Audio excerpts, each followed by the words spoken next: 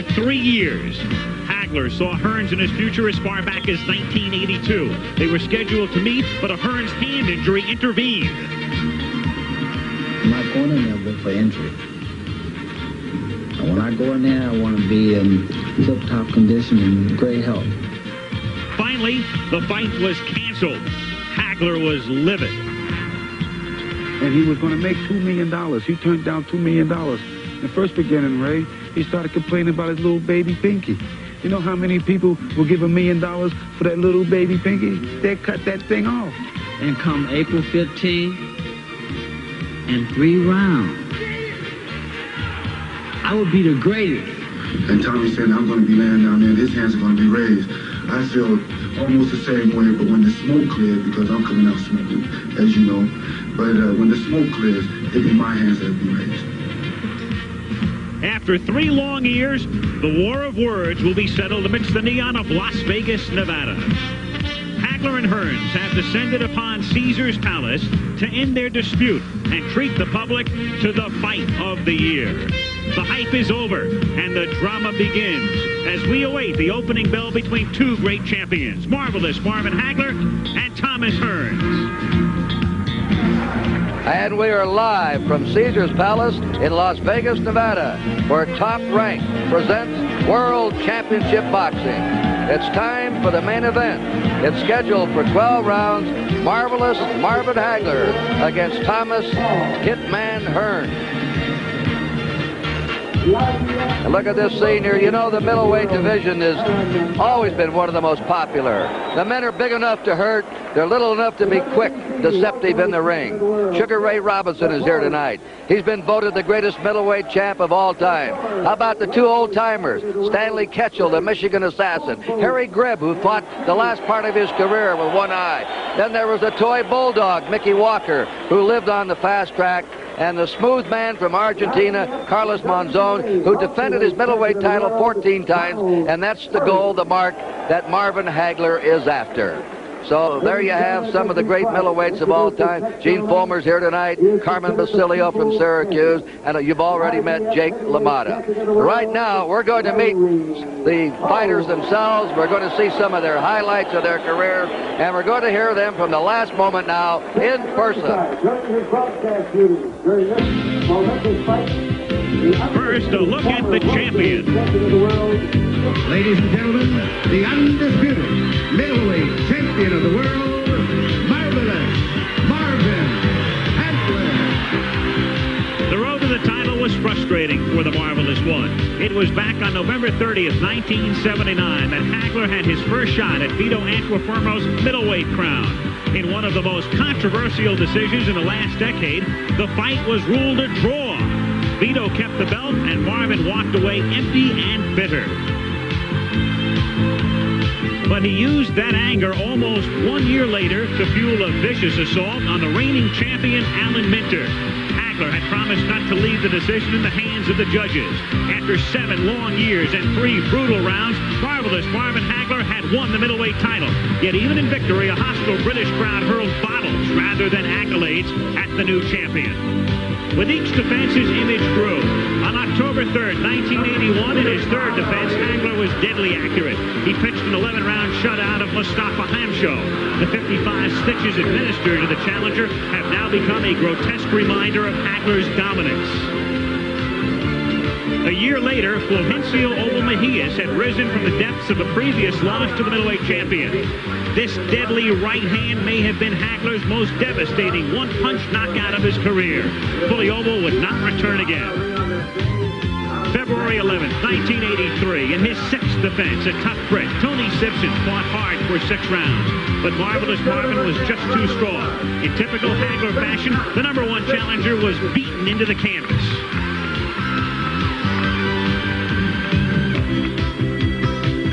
November 10th, 1983, Marvelous Marvin Hagler took on the legendary Roberto Duran. It has been said that the champion gave the challenger too much respect. But in the end, after 15 rounds, Hagler had won the unanimous decision. He had his long-awaited recognition as a dominant middleweight champion. But by not winning convincingly, Hagler had left a hint of doubt.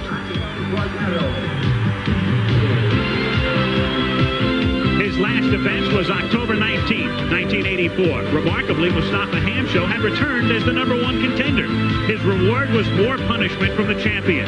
This time it lasted only 3 rounds as the undisputed middleweight champion, Marvelous Marvin Hagler, restored his image as one of the most powerful forces in boxing today. No longer is he called the Motor City Cobra.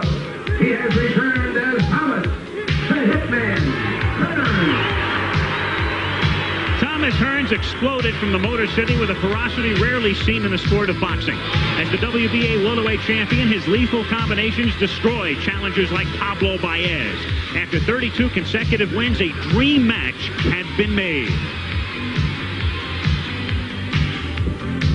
The showdown of September 16, 1981 will live on as a classic. Hearns took the early lead from Sugar Ray Leonard, but in the 6th, the gutsy WBC champion had Thomas in desperate trouble. The tide had turned. Remarkably, Hearns outboxed Leonard in rounds 8 through 12. And here in the 11th, it was Leonard who was struggling to survive with a battered left eye.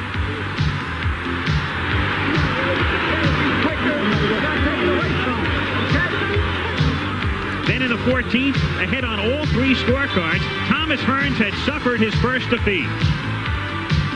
But after climbing in weight, the Hitman bounced back. It was on February 27, 1982 that Hearns stopped a tough middleweight, Marcus Geraldo, in the first round. Geraldo had gone the distance with Hagler.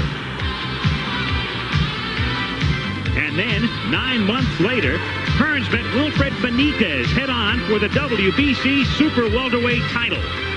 The challenger pressed the defensive champion all night, picking his shots and scoring effectively. In the words of his trainer, Emanuel Stewart, he had outboxed the boxer. Hearns had also fought the later rounds with a broken right hand. But after 15 rounds, Thomas Hearns had won the majority decision. The Hitman had regained his pride and his status in boxing.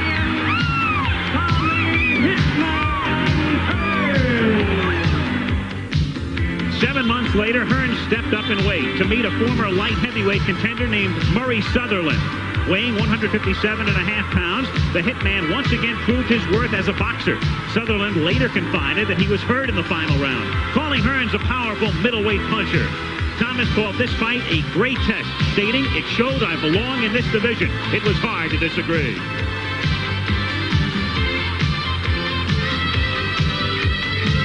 After crushing Duran in 2 brutal rounds, Thomas Hearns again successfully defended his WBC Super Welterweight title with a 3rd-round knockout of Fred Hutchings. The rebirth of the Hitman has struck fear in the boxing world as Thomas Hearns seeks his 3rd world title. It brings us to the fight. Both champions are peaking and both are determined. We feel that the jab is going to be the key factor in the fight, the left hand, because we feel that if once we can get Marvin to watch the left jab, get his mind on the left hand, then there will be no problem with getting other shots off. Hearns' best defense is his offense, because that's the only way that he knows how to fight. In my way, I have to make my defense my best offense. So, and though that I have both ways, because once I get him in trouble, I can change it around. Thomas don't have that ability. I'm here to show the world that I have the ability to punch and power, to get in there and knock out middleweights, light heavyweights, whatever, welterweights, all the way up to the light heavyweight division. I have that power. I have my mind focused on one thing, and that's to destroy him. That is to knock him out. If I have the opportunity, if it's there, I'm going to take it. I think that this fight here will put me in the position to make greatness and put me one step closer to greatness, and which is to win the 4 titles. That's what I feel. War. That's what's on my mind. I don't see the fight going 12 rounds. I've been feeding the faith, and I've been starving the doubt. So there's no doubt in my mind that I can't win this fight, or that I won't knock Thomas Hearns out.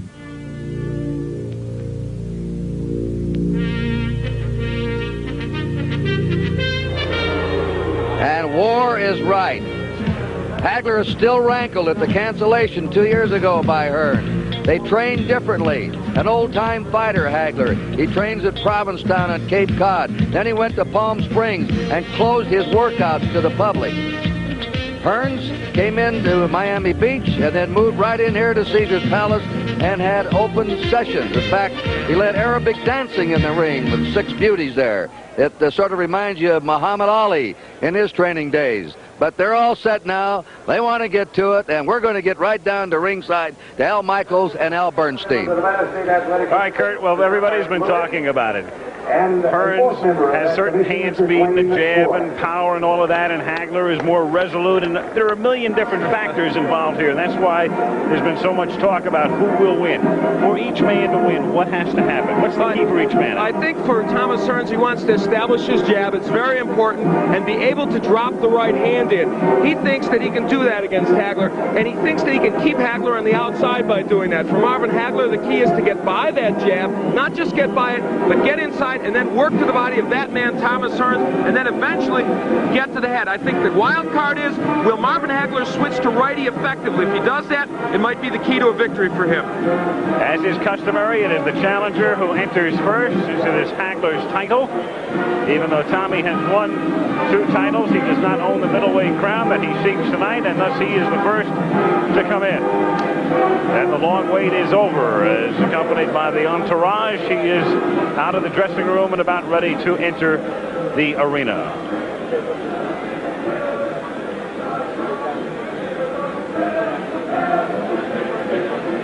He's been lighthearted, basically. Kurt talking about the aerobic dancing and bringing folks into the ring and the open sparring sessions and open workouts. Quite serious right now, though, is Thomas Hearns. And appropriately entering the ring to hail to the victors the Michigan fight song.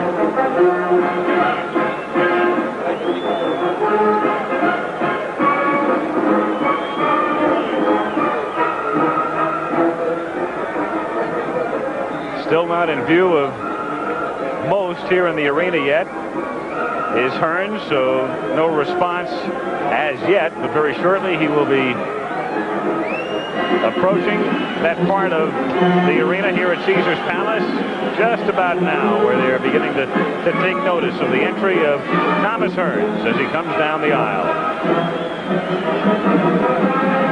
The second time Thomas Hearns has had this kind of situation. The last time, of course, against Sugar Ray Leonard.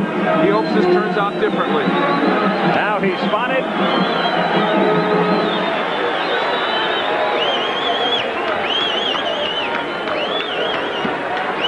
Up the steps he comes, and into the ring he comes. Thomas Hearns.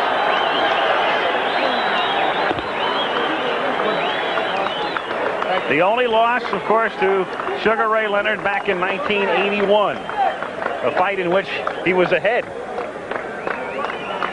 He had shown his boxing skills in that fight against Leonard, and many think they may come into play tonight. If Hagler would hurt him early, as Leonard did, that man, Thomas Hearns, has the speed to get on his bicycle and duplicate what he did against Leonard, at least for a certain portion of those fights.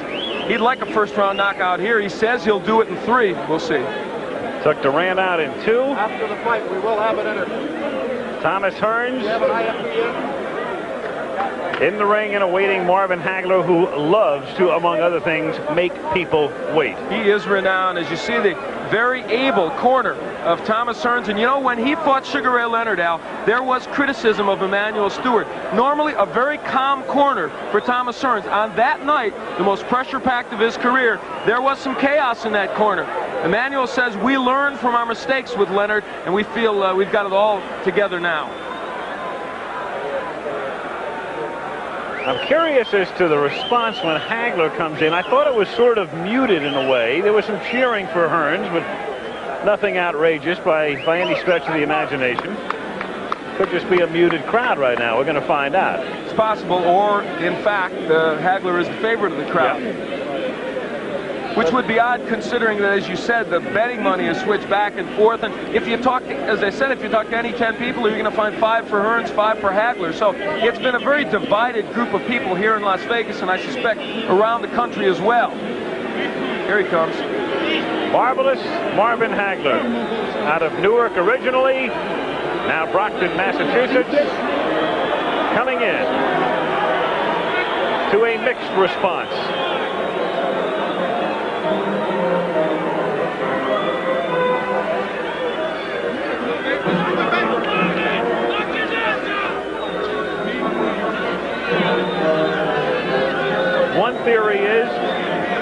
those who think Hagler will win, they say maybe this fight means a little bit more to Hagler than it does to Hearns. It means a lot, obviously, to both, but that theory goes that Marvin feels he'll never get the respect he's due unless he beats Thomas Hearns. And he is, of course, chasing the record of Carlos Monzon, looking for the 14 consecutive title defenses. He has 10 now. He's shooting for number 11. And indeed, the response to Marvin Hagler seems to be a little bit more than Thomas Hearns. It is. It is. A bigger hand for Hagler coming in, for what that's worth, than for the Hitman. When he came in against Roberto Duran in his last big fight, it was just the opposite. So perhaps Marvin Hagler finally getting his due from boxing fans who on occasion have been indifferent to him. Bob Arum, the promoter, called him the Pete Rose of boxing. Hard-working, resolute, single-minded, 62-2. The 2 losses early in his career, both in Philadelphia, both avenged, 50 knockouts. And it's been a long time since he knew what the word defeat was. Only the draw with Antifermo, any kind of stain on his record in recent years. And he certainly avenged that draw.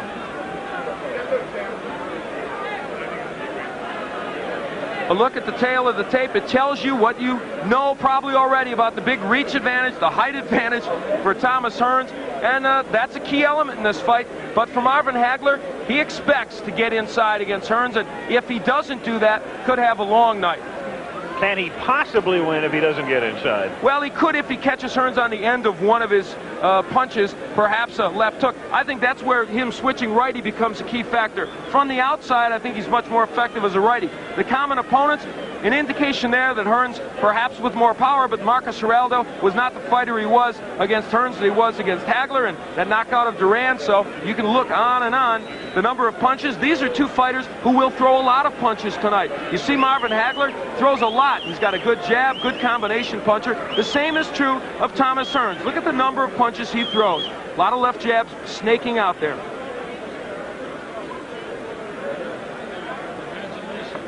So the pomp and ceremony still taking place. We're going to have the national anthem shortly. Al, here's the difference now. From Nevada, we go to WBC rules. And these will change somewhat. 10-point must system still in effect. There is no 3 knockdown rule. There is no standing 8 count.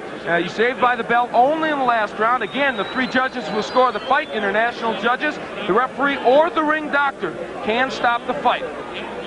Right now, let's go to the ring and Chuck Hull.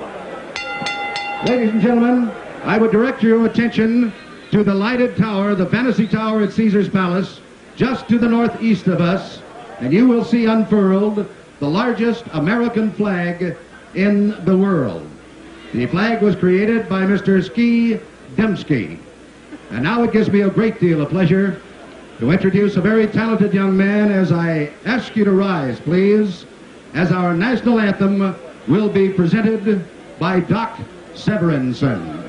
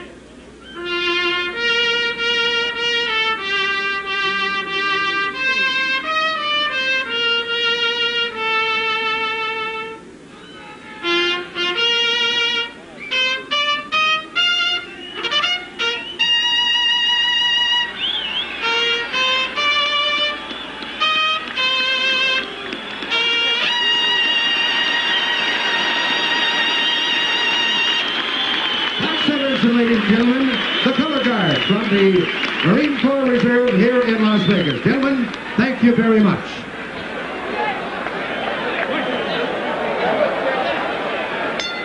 Ladies and gentlemen, gentlemen, the officials assigned by the Nevada State Athletic Commission for the next event of the evening. The judges are Dick Young of Los Angeles, California, Herb Santos of Reno, Nevada, and Harry Gibbs of England. The timekeeper is Charlie Roth. Counting at the knockdowns, Jane Broadfoot. The attending physicians at ringside, Doctors Donald Romeo, Flip Omansky, and Charles Filippini. Your referee for the next event of the evening is Mr. Richard Steele. This is the main event of the night. 12 rounds of boxing for the undisputed middleweight championship of the world. Introducing, in the red corner, the challenger, the WBC Super Welterweight Champion, fighting out of Detroit, Michigan, weighing 159 3/4 pounds. His professional record consists of 40 wins, 1 defeat, with 34 KOs. Ladies and gentlemen, here is Thomas the Hitman Hearns.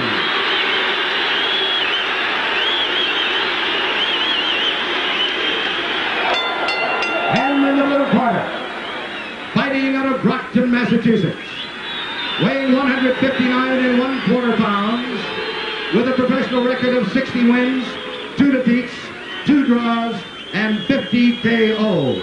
Ladies and gentlemen, the undisputed middleweight champion of the world, Marvelous Marvin Hagler.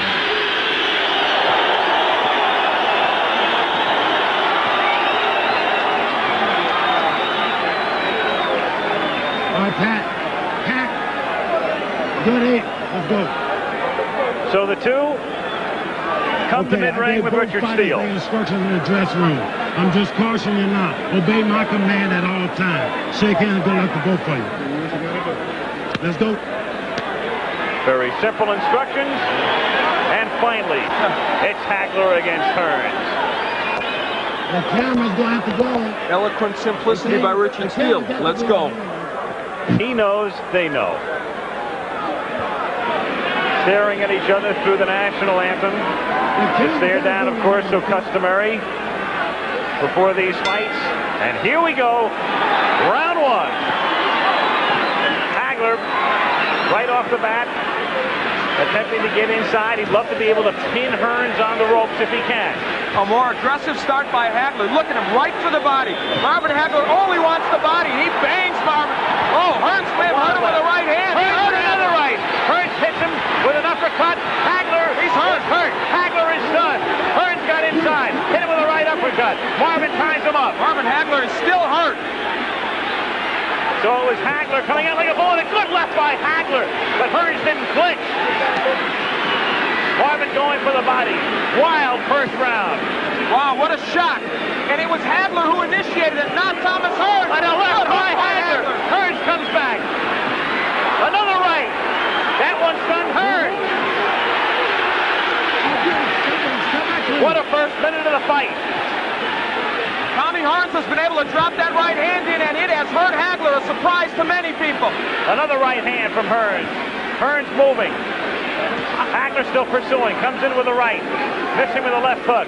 Here's where I believe Hagler should turn to right. He could block that right hand easier, and he would land his own left hook. Hearns with a devastating punch. Swelling near Hagler's left eye. Again, Tommy trying to come inside the hands of Hagler. Low blow by Hearns. Hagler's still looking for the body. A right by Hagler. Good right got in. He has Hearns where he'd love to keep him on the ropes, but Tommy comes off easily. Another good right by Hearns. Hagler is now shaking those right hands off, though, Al. He was stunned a little early, and he's normally a slow starter. He's also bleeding. Hagler is cut. Hagler is cut. Bridge of the nose. Hagler hitting him low. He is banging the body well. He is taking shots to the head. He blocks that right. Hearns tries to come in with the uppercut, and Hagler ties him up with a minute to go in a wild first round.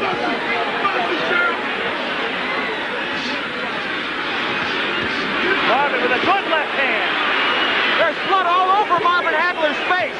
Can't tell where it's coming from. I thought it started at the bridge of the nose originally, but blood all over the face of Hagler here in round 1. But Hagler has him on the rope. Hagler working on him. Hagler relentless, but Hearns trying to box his way out. Half a minute to go in round one. How far can this one go? That's very far this pace. This is where Hagler wants it, but Hearns counter-punching off those ropes fairly effectively. Tremendous first round. Hagler hitting into the ropes, working on it, but Hearns uppercutting again. Hagler bloody. A tremendous, sensational first round, and Hearns gets hurt. Hearns got stunned. Hagler was stunned early in the round. Great first round. Wow. Incredible. Perhaps one of the best in middleweight history.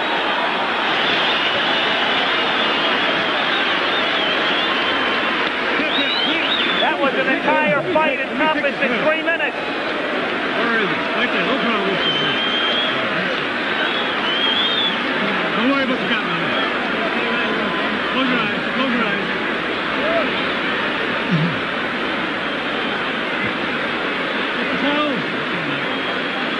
Drink the water right now, Pat.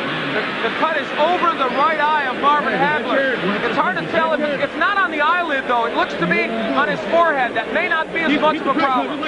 As we look at it, that was where it came, I believe, for that uppercut from Tommy Hearns. That was early in the round, but now later, Marvin Hagler digging to the body and throwing a right hook. Fought most of that round, in fact, all of it as a southpaw.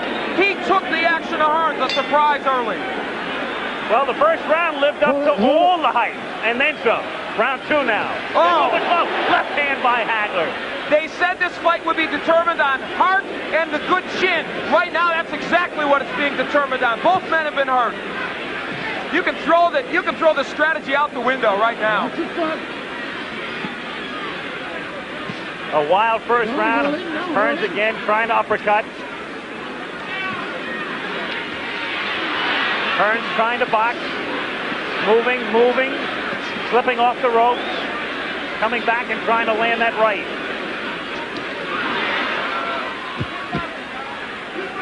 They are yelling, keep boxing, Tommy, from his corner, and that looks like what he's going to try and do in this fight. Hearns off balance, his foot was stepped on, not close to a knockdown. Excuse me, Al. Hagler turns righty. I think this could be a key moment in this fight. For the first time, Hagler switching, gets in with a left hand. This round sort of the way people anticipated the first round might go. Another right hand stuns Hearns. The crowd, of course, emphatic over every punch that's thrown. Hagler, despite that recent disadvantages, has been able to get into Hearns more so than I think most people expected. For one simple reason, good left hook by Hagler. He took the best Hearns could offer, and he did come in. He's getting through that right hand, even though he's getting hit with it. Halfway through round two.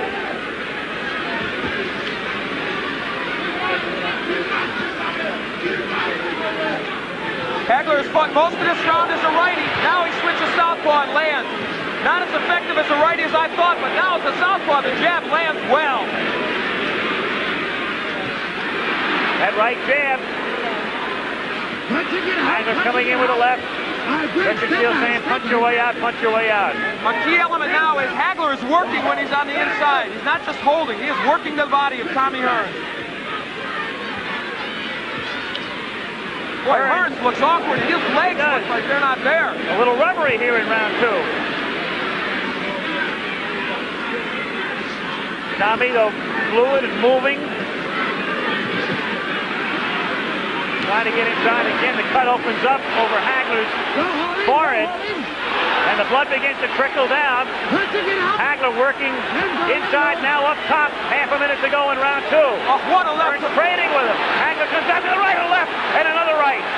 He has Hearns in trouble on the ropes. Tommy trying to punch his way off the ropes. Hagler wants to keep him there, goes to the body. Hagler throws low blows. Marvin Hagler wants to turn this into an alley war, and he's done it. Another low blow. Richard Steele may take points away soon, but will it matter? Second round coming to an end. Hagler bloody, but very much unbound. End of round two.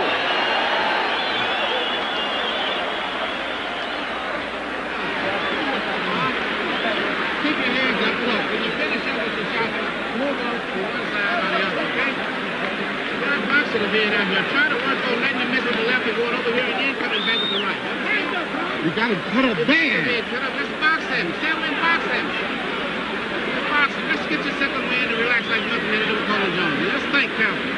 This boxer, when you get through with your shot, move off to one side or the other. You're getting hit on tail end punches. You understand? You can hear Manny Stewart talking to Hearns. They work on the cut of Hagler. And the Petronelli's good cut men. Goody and Pat have done an excellent job on the cuts of Hagler. What a shock that that man initiated this war right from the beginning. And you know what? I thought he would do well as a righty. He has done better as a southpaw, and he may stay at that. Again, Stewart telling Hearns to box. As you say, though, Hagler turning it into a street fight. Well, he turns righty. He wants it to be a street fight. Listen, Marvin Hagler has been rough inside. He's thrown some low blows. He has thrown some elbows. Don't push. But you know what? Now the right is getting there, but it's not hurting Hagler. We've got our answer, I think, to some extent. Tommy has been hard-pressed to hurt him with that right. Stunned him early, but not in the last round or two. Very early. Had him stunned, has him cut. But it was Hagler doing the damage in round two. And now, just as we thought might happen, Tommy Hearns was hurt early, so he is boxing. Now, he has good boxing skills. He did this against Sugar Ray. Can Hagler get to him in this posture? Some people thought, as he again becomes off balance, some thought that if Hearns stayed outside and stayed on his bicycle, it would become a dull fight with Marvin chasing him. But Marvin has been able to corner him, and when Marvin gets him in the corner, he is roughhousing him well. Again, Hagler is all bloodied. Time is called by Richard Steele to send Hagler over to the ring doctor. He's calling the ring doctor in. Of course, the last thing in the world Hagler wants is the fight to be stopped. The doctor looks at it. Back comes Hagler with a wild left hand. It has to be impeding his vision with the right eye. You never know it though. Tremendous right. Hearns appears rubbery. He appeared that way in the second round. You know, Richard Steele is breaking these fighters very quickly. That's uncharacteristic of him. It's hurting Hagler because he wants to work inside. Hearns is smiling, but he's taking shots. Another right hand. Hearns turns his back, takes another right. Hearns in deep trouble again. Hearns is down. Hearns is down in the third round and on his back. And he's not going to beat the count. I don't believe. Tommy Hearns tries to get up, and They've got to stop this fight. Does he get up? He just doesn't know. He can't continue. It's Hagler, full of blood. Blood, no doubt, impeding his vision, stopping him in the third round after Hearns almost ended it on a first-round knockout. It didn't go very far, but it was a beauty. And Tommy Hearns predicted a knockout in the third. Instead, it is Marvin Hagler, and we certainly hope Tommy Hearns will be all right. He is still wobbly. What a shock.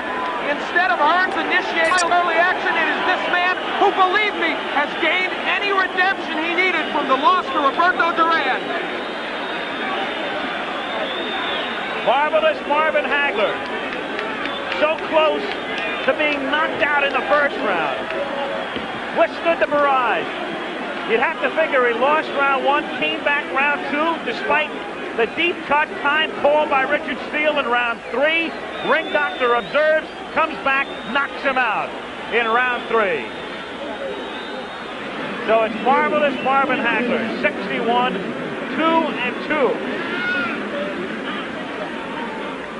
Another look as we watch it at the end. Hagler with that right hand, that lunging right hand. Hearns turning his back on him, and then you'll see Hagler come in and deliver a right to the side of the head. Hearns backing off again, taking the right hand. Legs gone at that point. Down on his back, got up at the count of 10. That was the end of it. Different angle. Hearns, whose legs became rubbery in the second round, having trouble with his balance in round three. Turning his back.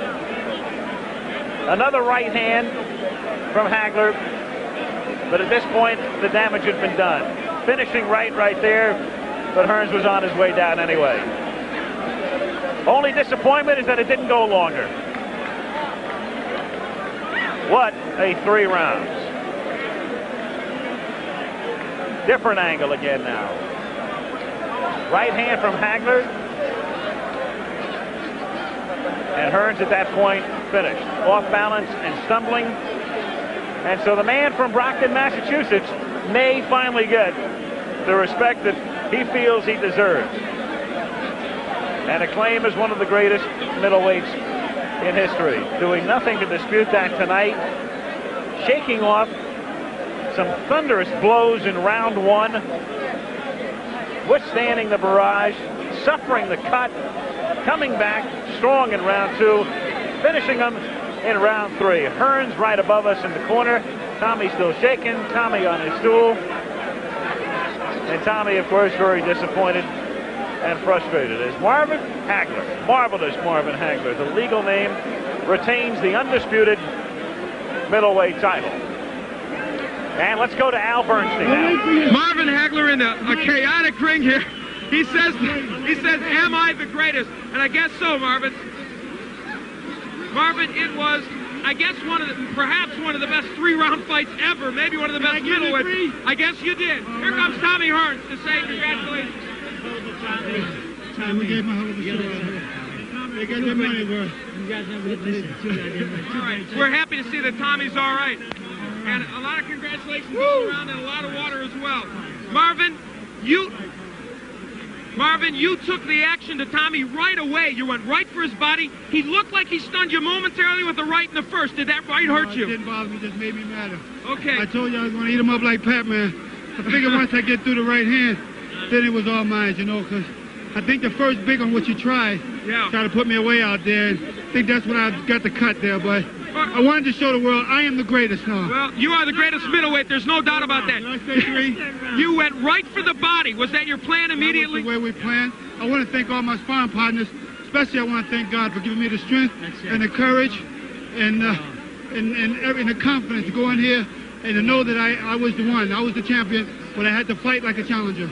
That fight, I think, took tremendous courage on your part for this reason. You walked right in against the cannon. You were willing to take the right hand to knock him out. You got it. I figured I had to take punches or to give some, but I told you he was going to get some too. This was, in some ways, not like the Marvin Hagler we've often seen. Not the ring technician. You bombed. That's it. That's what I felt. I felt as though in every one of my fights I've been fighting, I improved, and I put it all together in this fight.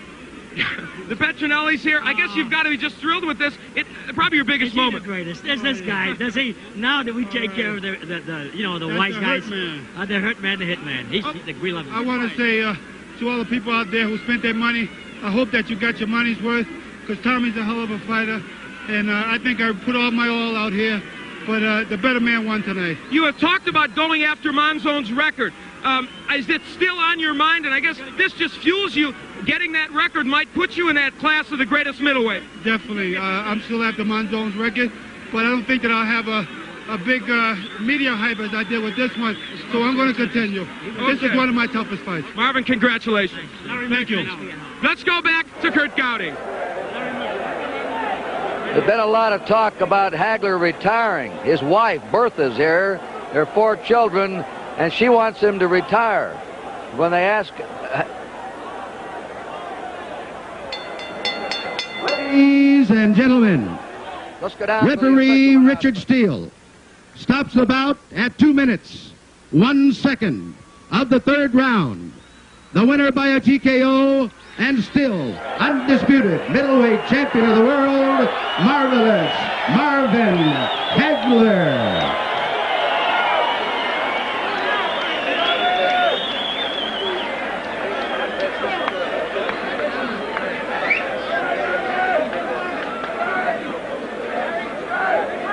So official at 2:01 round 3. Hagler saying he hopes everybody got their money's worth.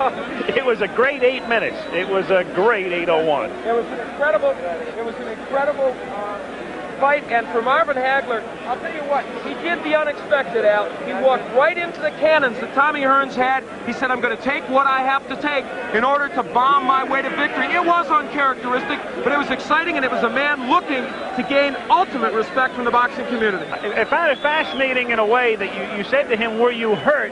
When we sit here at ringside, and I don't know, sometimes it's a little distorted on television, you knew he was hurt when Hearns hit him, and yet he said, no, it just made me mad, but you knew he was hurt. I think he was certainly stunned in any case, and I think the fact of the matter is that he was not hurt to the point where Marvin Hagler goes down. Well, Marvin Hagler just doesn't go down. This is a man with such incredible grit and such courage. I just don't think you can say enough about that, because he went in against a very good puncher, welterweight, junior middle, or middle, took the best he could offer, and just his determination and heart won it. Some thought that he would take Hearns' best shot and leer at him or grin at him. He certainly didn't do that. He was stunned by it, but he was able to withstand it, win the second round, knock him out in the third. Okay, Kurt, so Teddy Brenner, who has seen a few fights in his time, seen 3 of the greatest rounds of boxing, little doubt about it. And since this one ended early, we can go back.